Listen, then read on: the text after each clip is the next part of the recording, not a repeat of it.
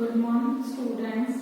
आज हम आपकी जो बुक है डेवलपमेंट ऑफ इंडियन इकोनॉमी भारतीय अर्थव्यवस्था, जिसका चैप्टर हम कर रहे थे रूरल डेवलपमेंट ग्रामीण विकास, इसका क्वेश्चन हम पिछले वीडियो में कर चुके हैं। आज हम आगे देखते हैं।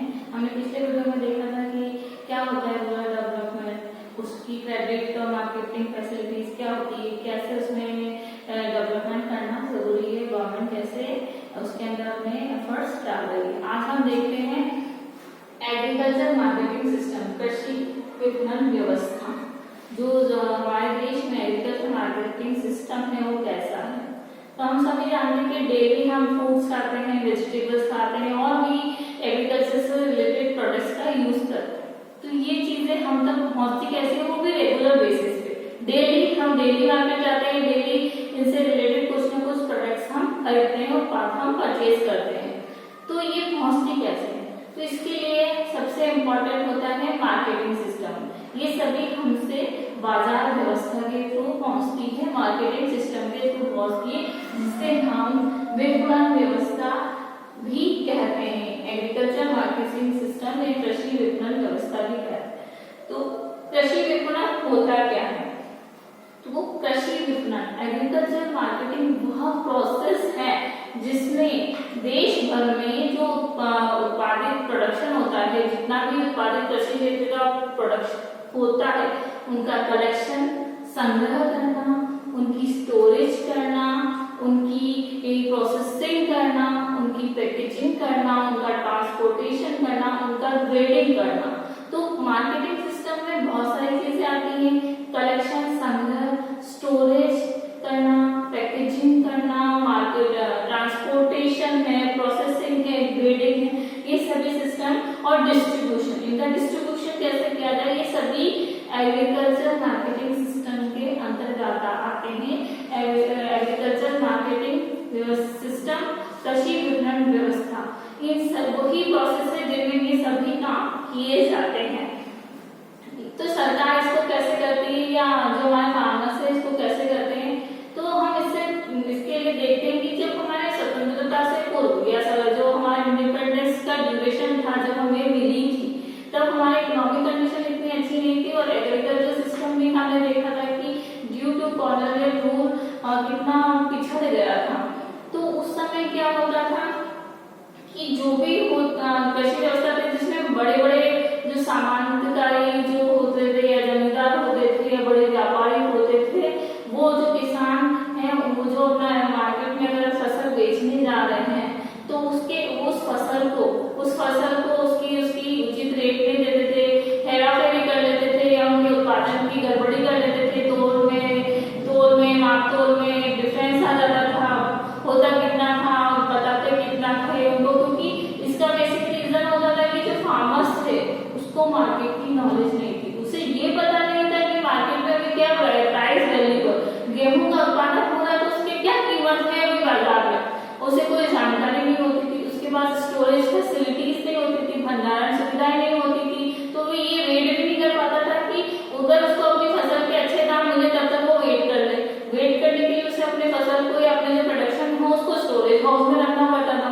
स्टोरेज हाउस में रखने के लिए जगह चाहिए थी, तो किसानों के लिए वह पास में होती नहीं, तो उन्हें अपनी फसलों को कम कीमत पे भी बेचना पड़ता था। मार्केट की नॉलेज नहीं होती थी तो उचित कीमत भी नहीं देते थे, तोल में सब में गड़बड़ी करते रहते थे बड़े व्यापारी जो होते थे। इस कारण से हमारे एग्रीकल्चर मार्केटिंग सिस्टम में जो कृषि जो व्यापारी विपणन व्यवस्था है वो सुव्यवस्थित नहीं थी। और इसके अलावा जो हमारे एग्रीकल्चर की जो स्टोरेज फैसिलिटीज थी उस टाइम से 10% से भी कम थी, मतलब बहुत कम फैसिलिटीज उनको मार्केटिंग सिस्टम में प्रोवाइडेड थी। तो जो किसान है या फार्मर्स है उनको प्रॉपर नॉलेज इसके कारण भी नहीं हो पाती थी। और इस कारण से जो एग्रीकल्चर मार्केटिंग सिस्टम में निजी कंपनियां भी हैं, प्राइवेट सेक्टर भी है अपने, ताकि वो एग्रीकल्चर मार्केटिंग सिस्टम को सुधार सके और इसीलिए उन्हें बाध्य भी होना पड़ा ताकि वो आज के एग्रीकल्चर मार्केटिंग सिस्टम में अपना कॉन्ट्रीब्यूशन दे सके और मार्केटिंग सिस्टम को सुधार सके, क्योंकि बेसिकली पहले कोई सिस्टम था ही नहीं। अगर हम शादी में गए तो कोई सिस्टम नहीं था, किसान आते थे उनको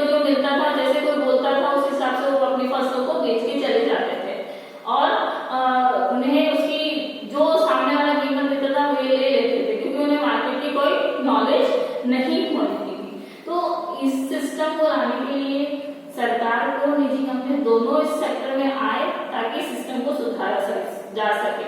तो एग्रीकल्चर मार्केटिंग सिस्टम को, कृषि विपणन व्यवस्था को सुधारने के लिए विभिन्न फैक्टर्स को एनालिसिस करने के लिए जो 4 बेसिक जो रेमेडीज कह सकते हैं, 4 प्रमुख उपाय हैं वो निकाले गए।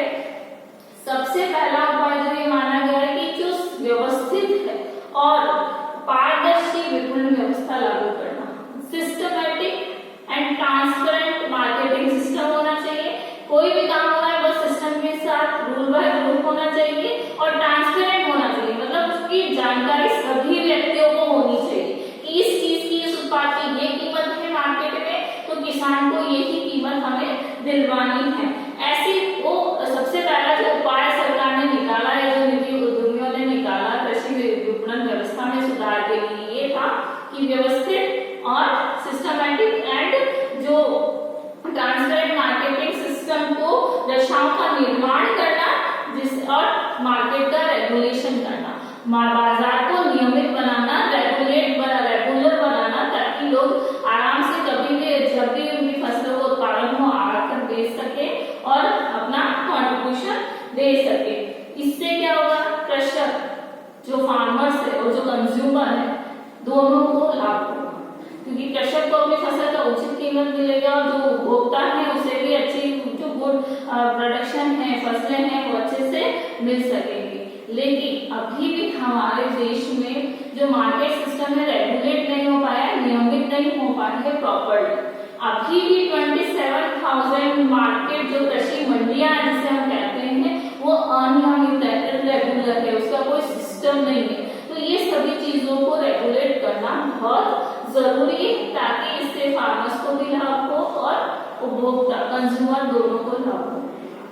और दूसरा जो उपाय बताया गया कि जो हमारी इंफ्रास्ट्रक्चर फैसिलिटीज हैं, चाहे सड़क में हो, रोड ट्रांसपोर्टेशन में हो, चाहे रेलवे ट्रांसपोर्टेशन में हो, चाहे स्टोरेज हो, स्टोरेज फैसिलिटीज हो, गोडाउन बनाना हो, कोल्ड स्टोरेज हो, ऐसी वस्तुएं जो खराब जल्दी होती है कोल्ड स्टोरेज में रखने के लिए हो, प्रोसेसिंग यूनिट का निर्माण करना हो, इन सब चीजों को के लिए पूरा सिस्टमैटिक संरचनाओं का निर्माण करना, भौतिक संरचनाओं का निर्माण करना, फिजिकल इंफ्रास्ट्रक्चर का निर्माण करना, ताकि सभी फैसिलिटीज इन लोगों को मिल सके और वो अपने कार्य को सुचारू रूप से कर सके, ताकि उनकी जो फसलें हैं वो उनके उचित दाम में मिल जाए। क्योंकि प्रॉपर्टी स्टोर करके रखेंगे तो उनकी फसलें खराब भी नहीं होंगी और उनकी फसलों को उचित जो प्राइस है वो उन्हें मिल जाएगी किसानों का। तो ऐसी फिजिकल इंफ्रास्ट्रक्चर जो भौतिक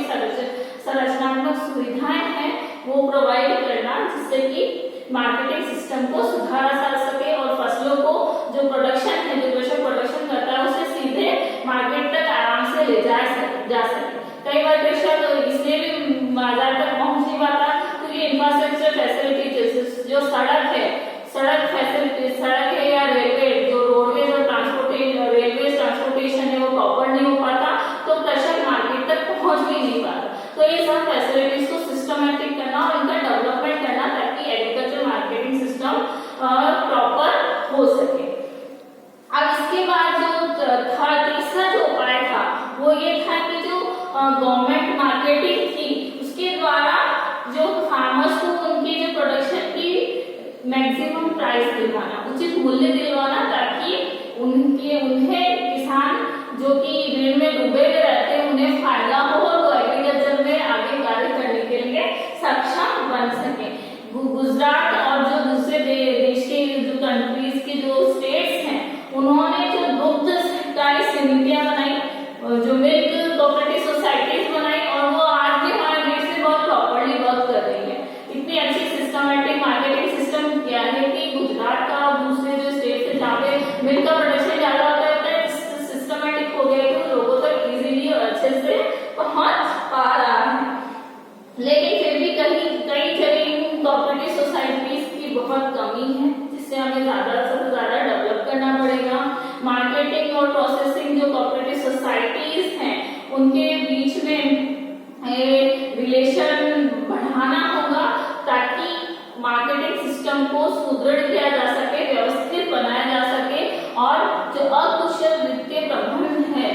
इनसफिशिएंट फाइनेंशियल मैनेजमेंट है उसको भी प्रॉपर करना होगा, जिससे हमारे मार्केटिंग सिस्टम को डेवलप किया जा सके। तो ये था कि जो गवर्नमेंट मार्केटिंग है उसको प्रॉपर बनाना, ताकि लोगों को उनकी जो फसल है, किसान है उनको उनकी जो फसल है उसका प्रोडक्शन का प्रॉपर उचित कीमत मिल सके, प्राइस मिल सके और वो आगे इसमें काम कर सके।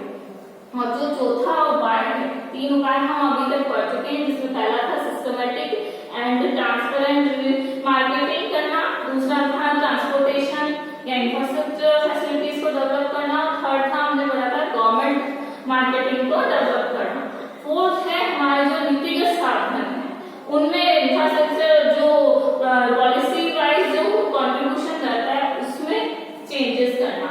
इसके लिए ये था कि गवर्नमेंट को हर एग्रीकल्चर प्रोडक्शन के लिए, कृषि उत्पाद के लिए न्यूनतम समर्थन कीमत, मिनिमम जो प्राइस मिलना चाहिए कि इस फसल के लिए इतना प्राइस तो होना ही चाहिए, उतना सभी को मिलना। एक फिक्स गवर्नमेंट एक प्राइस फिक्स कर देती कि गेहूं के उत्पादन में 1 किलो पे 22 रुपए इस प्रोडक्शन की कीमत है, तो वो हर किसान को मिलेगी। ऐसे न्यूनतम समर्थन कीमत को सुनिश्चित करना। उसके अलावा भारतीय खाद्य निगम जो इंडियन फूड ऑर्गेनाइज कमिटी है वो उसके द्वारा गेहूं और चावल के सुरक्षित भंडारों की रखरखाव करना, उसके लिए स्टोरेज फैसिलिटीज प्रोवाइड करना। जो सिस्टम गवर्नमेंट ने बनाया है जिसमें कि हम फसलों को या जो प्रोडक्शन है फार्मर्स को उसको प्रॉपर कर सके, उनकी प्रॉपर प्राइस दिला सके, वो करना, ताकि जितना ज्यादा स्टोरेज होगा हमारे देश में उतनी ही इजीली लोगों तक ये चीजें पहुंच पाएंगी। और इसके अलावा जो सार्वजनिक वितरण प्रणाली है, जो गवर्नमेंट डिस्ट्रीब्यूशन सिस्टम है, जिसे हम राशन व्यवस्था भी कहते हैं, जैसे अभी हमने देखा था कोरोना काल में सरकार ने सार्वजनिक वितरण प्रणाली के माध्यम से कितने लोगों को मुफ्त में अनाज पहुंचाया ताकि उनकी मूलभूत आवश्यकताओं की पूर्ति हो सके। तो इस सिस्टम के थ्रू खाद्यान्न और चीनी ऐसे बनाना जिससे लोगों तक कम कीमत में, जिन्हें बहुत ही निर्धन वर्ग है, जो जिनकी आय बहुत कम है, उन्हें कम कीमत में ये साधन उपलब्ध हो सके और उनकी मूलभूत बेसिक जो नीड्स है वो पूरी हो सके। और इसका मेन मोटिव ये है सबकी फार्मर्स को उनकी जो प्रोडक्शन है उनका उचित प्राइस दिलवाना और उन्हें इस दिशा में फार्मर्स को इस सेक्टर में काम करने के लिए बढ़ावा देना और कंज्यूमर तक उसका सीधा लाभ पहुंचाना, ताकि उत्पादक और उपभोक्ता, फार्मर्स को हमारे उत्पादक हुए, दोनों को प्रॉफिट हो सके, दोनों को लाभ हो सके, ताकि दोनों इस क्षेत्र में अपना कंट्रीब्यूशन दे सके। लेकिन यहाँ पर भी अभी बहुत कमियां रह गई है। हमारे जो सिस्टम है मार्केटिंग सिस्टम में उसमें बहुत कमियां हैं। अभी भी निजी सेक्टर अपनी बहुत मनमानी करता है, उसको किसानों को बहुत ही कम कीमत पे परचेज कर लेता है, तो उससे उनको उचित लाभ नहीं मिल पाता। तो जो भी सिस्टम है सरकार प्रयास तो कर रही है, उसको शुरुआत तो कर दी है, लेकिन उसे एक सिस्टमेटिक और बनाना, व्यवस्थित करना, उसमें पारदर्शिता लाने के लिए भी बहुत काम करना होगा सरकार को इस दिशा में करने के लिए। और एग्रीकल्चर का कमर्शियलाइजेशन करना होगा, कृषि का व्यवसायीकरण करना होगा, ताकि कृषक को लाभ हो सके, फार्मर्स को लाभ हो सके। क्योंकि अभी भी सरकारी और सहकारी जो विपणन व्यवस्था है उसमें एग्रीकल्चर से बहुत 10% से भी, जैसे हमने बात करी थी, बहुत 10% से भी कम कंट्रीब्यूशन रहा। तो इसके लिए सरकार को ऑल्टरनेटिव रिसोर्सेज की भी ढूंढना होगा, उसमें अपना उसके लिए सिस्टम बनाना होगा।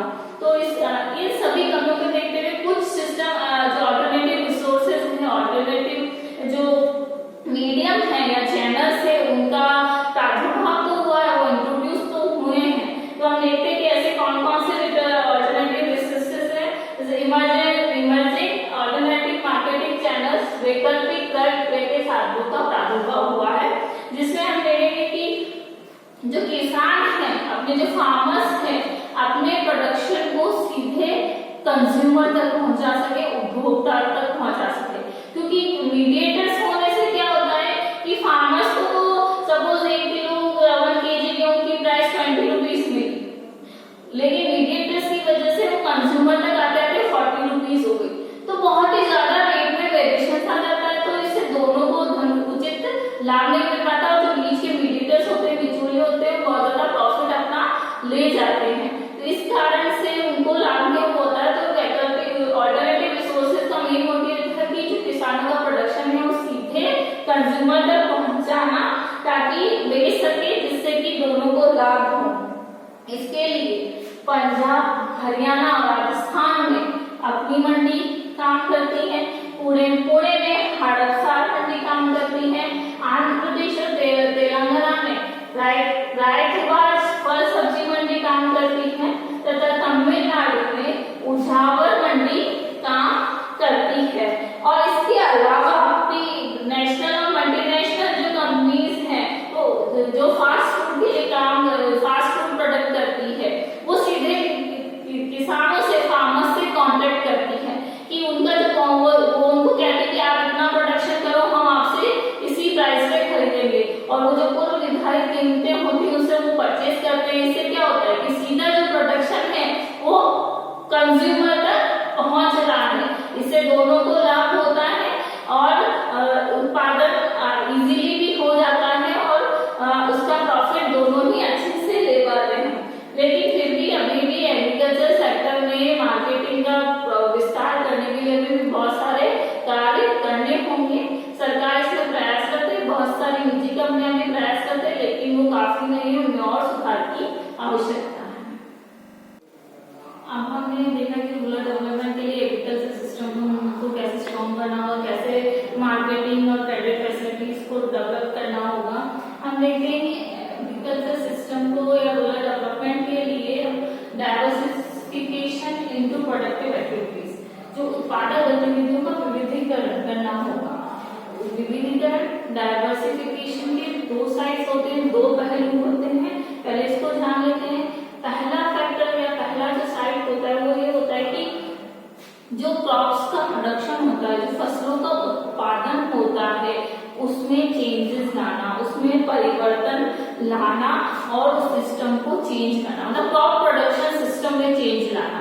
एक तो डाइवर्सिफिकेशन ऐसे होता है। दूसरा डाइवर्सिफिकेशन होता है कि जो फार्मर्स है उन्हें एग्रीकल्चर सेक्टर से नॉन एग्रीकल्चर एक्टिविटीज की तरफ मॉडिफाइड करना, मतलब कृषि क्षेत्र से गैर कृषि क्रियाओं की तरफ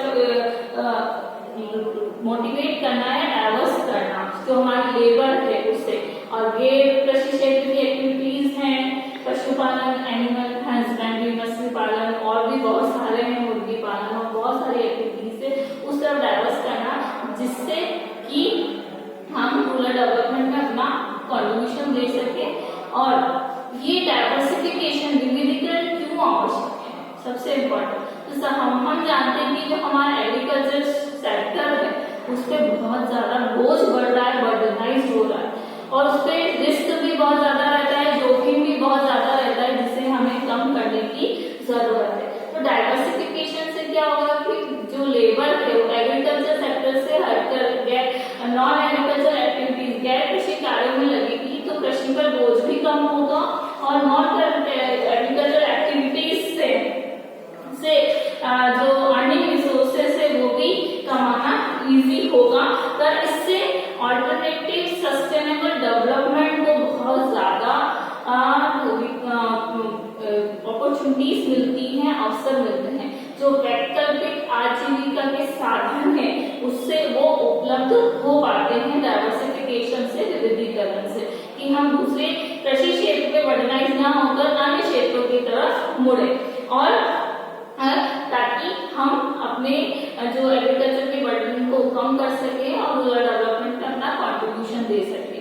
और जो हमारा जो एग्रीकल्चर सेक्टर है वो बेसिकली जो खरीफ की फसल से, क्रॉप से, उन पे ज्यादा डिपेंडेंट होता है बनस्पत रबी की फसलों में, क्योंकि रबी की जो फसल्स होती हैं, क्रॉप्स होती हैं, उनमें जो इरिगेशन फैसिलिटीज और बहुत सारी फैसिलिटीज की बहुत ज्यादा आवश्यकता होती है। तो जो ऑल्टरनेटिव जो प्रॉफिटेबल एम्प्लॉयमेंट जो वे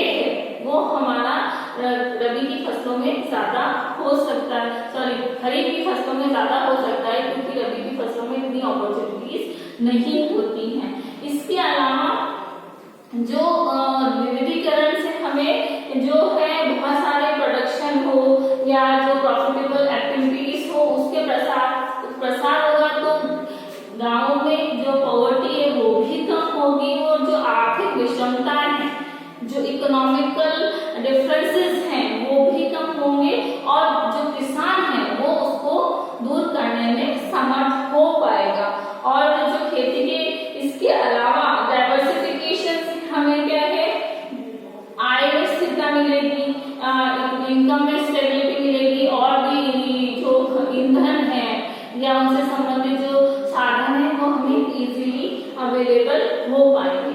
इसीलिए डाइवर्सिफिकेशन करना बहुत जरूरी हो जाता है, क्योंकि ये रूरल डेवलपमेंट में अपना बहुत बड़ा कंट्रीब्यूशन दे सकता है, और जो कृषक हैं वो विषम परिस्थितियों का सामना करने में भी समर्थ हो जाते हैं कि अगर एग्रीकल्चर सेक्टर में कुछ होता है तो नॉन एग्रीकल्चर एक्टिविटीज के थ्रू वो अपनी अर्निंग को स्टेबल कर सकते हैं, अपनी आय में स्थिरता ला सकते हैं, और अपने रिस्क फैक्टर को कम कर सकते हैं, जोखिम को कम कर सकते हैं, और गैर कृषि क्षेत्रों में जो वैकल्पिक रोजगार है उनके अवसरों का सृजन कर सकते हैं, और इससे जो सस्टेनेबल डेवलपमेंट है उसके विकास को, उसके सोर्सेज को बढ़ावा मिलता है। और जो नॉन एग्रीकल्चर एक्टिविटीज उसके जो मेन फैक्टर्स हो सकते हैं उसमें ये प्रोग्रेसिव फैक्टर होते हैं। जो नॉन एग्रीकल्चर जो फैक्टर्स होते हैं वो प्रोग्रेसिव होते हैं, जिसमें से हेल्थ फैसिलिटीज हो सकती है, एजुकेशन फैसिलिटीज हो सकती है।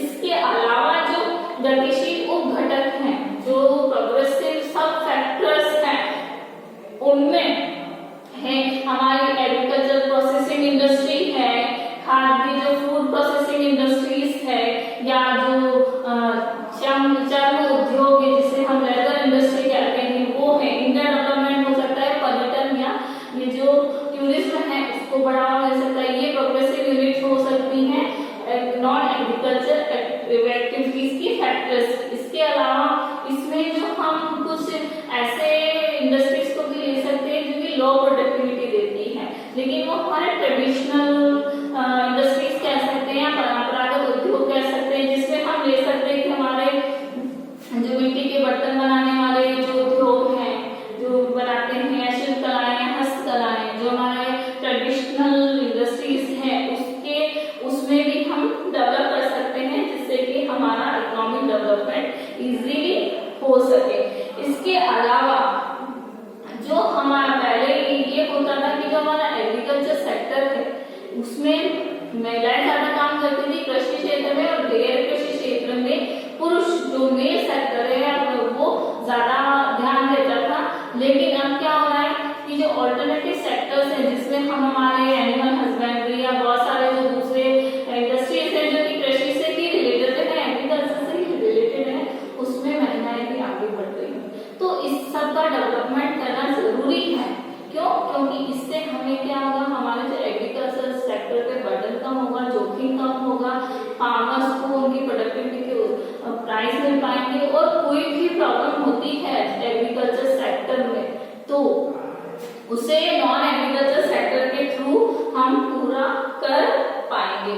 और इसके अलावा जो उनकी नीड्स है, बेसिक नीड्स है, जैसे इकोनॉमिक स्टेबिलिटी है कि दूध के जैसे पशुपालन करने में, और इसके अलावा ईंधन मिलेगा, पोषण संबंधी आवश्यकताएं पूरी होंगी, और उनसे रिलेटेड बहुत सारे जैसे चीजें डेवलप होंगी। मुर्गी पालन से उन्हें एग्स मिलेंगे जिसको बेच कर जिससे वो करके अपनी आय को बढ़ा सकते हैं। तो एग्रीकल्चर के साथ साथ नॉन एग्रीकल्चर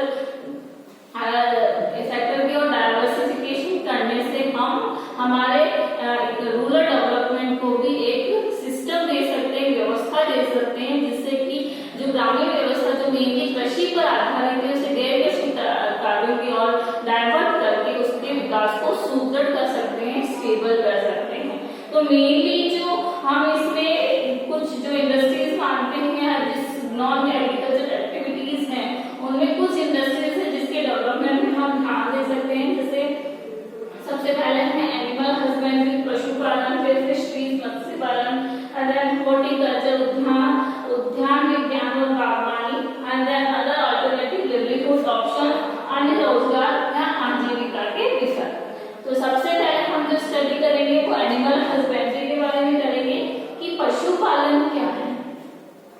पशुपालन हमारे जो भारत देश है वहाँ पे मिश्रित कृषि पशुधन मतलब मिक्स्ड एनिमल हस्बेंड्री चलती है। मिक्स्ड एनिमल हस्बेंड्री क्या है?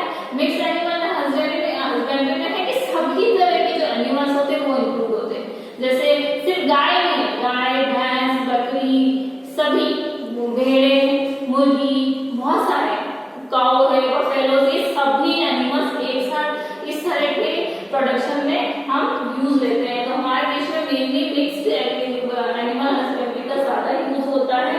इससे इनकम में स्टेबिलिटी आती है, खाद्य सुरक्षा भी मिलती है तथा ट्रांसपोर्टेशन और ईंधन जो है हमारे फ्यूल है या पोषण संबंधी सुविधाएं भी हमें इससे प्राप्त होती है जो बिना बैरियर्स के हमें मिल जाती है। क्योंकि जब हम इन सबको एनिमल हस्बेंड्री करते हैं, पशुपालन करते हैं, तो गाय से काऊ से हमें डंग मिलता है, गोबर मिलता है जिससे हम ईंधन बनाते हैं, या मुर्गी पालन करते हैं तो उससे हमें एग्स मिलते हैं तो हम उससे सेल करके इनकम में स्टेबिलिटी लाते हैं और उससे पोषण भी मिलता है उससे खाने से। तो ये सब बहुत सारी चीजें हैं, इससे सब कम्युनिटी में सामूहिक रूप से हम काम में लेते हैं तो फार्मर्स को की आय में स्थिरता आती है और वो अपने एरिया में स्टेबल हो पाते हैं। इसके अलावा हमारे देश में जो 7 करोड़ जो छोटे किसान हैं, जो स्मॉल फार्मर्स हैं या भूमिहीन किसान हैं, उन्हें इन ऑल्टरनेटिव रिसोर्सेज के थ्रू इनकम हुई है, जैसे कि हम चार्ट के द्वारा समझ सकते हैं। हमारे जो कंट्री में है, ये चार्ट आप देख रहे हैं, हमारे कंट्री में 58% मुर्गी पालन किया जाता है। इसके अलावा 24% जो दूसरे एनिमल्स हैं या जो बफेलोज हैं उनका पालन उनका यूज किया जाता है। 16% जो भेड़े हैं और बकरियां हैं, जो गॉड है और जो बेशिप्स हैं उनके द्वारा प्रोडक्शन किया जाता है, उत्पादों का निर्माण किया जाता है। 1% सुअर का प्रोडक्शन किया जाता है। सुअर जो पिग होते हैं उनसे मीट या जो भी यूजफुल चीज होती है उसका प्रोडक्शन किया जाता है।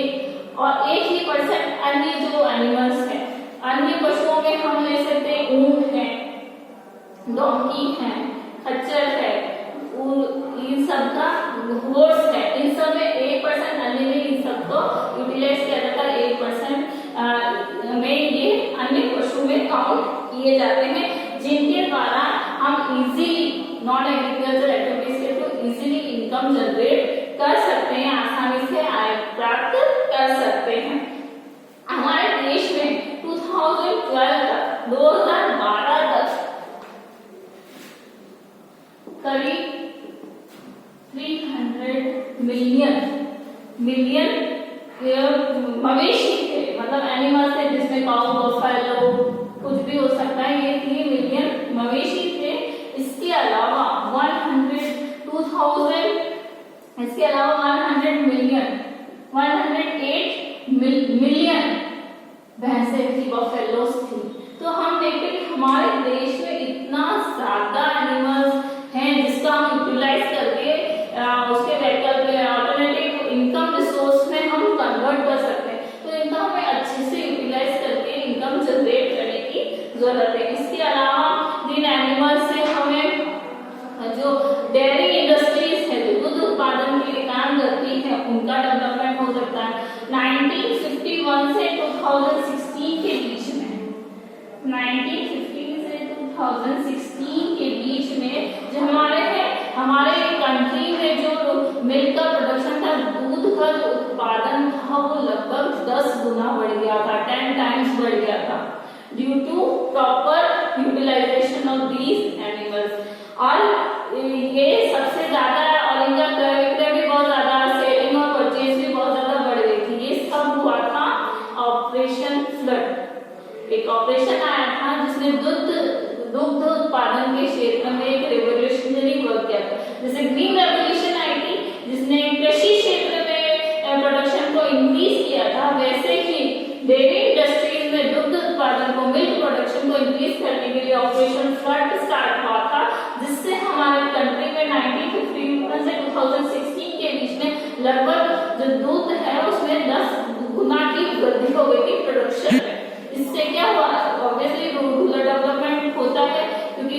इनकम बढ़ी, उनका सेविंग परचेज हुआ तो इनकम बढ़ी, और इनकम में स्टेबिलिटी हुई तो अब रूरल डेवलपमेंट की दिशा में भी हम आगे बढ़ रहे हैं। इसके अलावा सबसे ज्यादा जो मिल्क प्रोडक्शन था, दूध उत्पादन में गुजरात और उसकी जो कोऑपरेटिव कमिटीज थी उन्हें बहुत ज्यादा फायदा हो और उन्होंने क्षेत्र में बहुत ज्यादा काम किया। जैसे हम देखते हैं कि गुजरात के जो अमूल है दूध वो बेसिकली गुजरात से बन गया था, तो कितना पूरे ऑल ओवर इंडिया में, क्योंकि इस सेक्टर में उन्होंने बहुत ज्यादा काम किया, अपना बहुत ज्यादा कॉन्ट्रीब्यूशन दिया।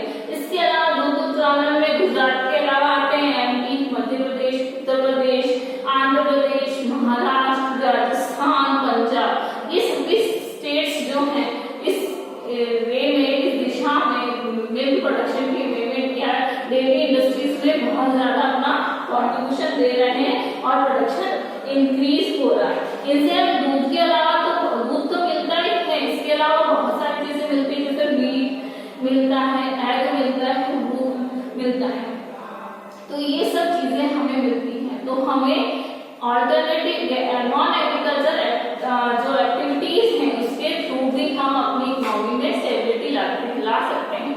आज के वीडियो में हम इतना ही करेंगे, ये चैप्टर थोड़ा लॉन्ग है तो बाकी की जो चीजें हैं फिशरीज